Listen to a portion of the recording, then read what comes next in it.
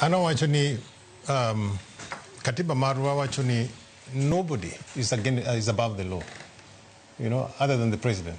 Okay, president been okay above the law, nobody should be above the law.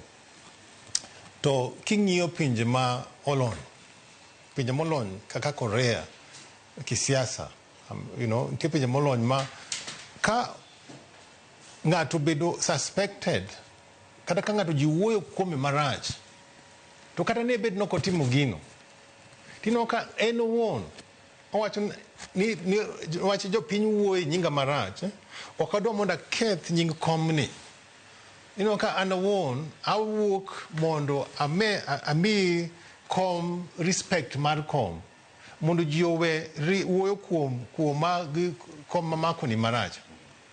Mene kaka siasa mag pinje molony timore. Waseneno ka ji resign. Aseneno ka ji moko resign. Let's say ndalo manene ferry onego ji Korea. Inuang ka no other, the prime minister Mandalo no, neno resign. To enne Korean ferry no. To resign just to take responsibility. Because neno wacho timo mos ne jopiny ni gini nene ok en gi uwezo mar prevent gino. Iwinjoga. Koro adwa mondo wabende wapuonj jowa jotelo nego bed ni gipuonjre mondo ging'e ni telo momino en telo momi gi jopiny.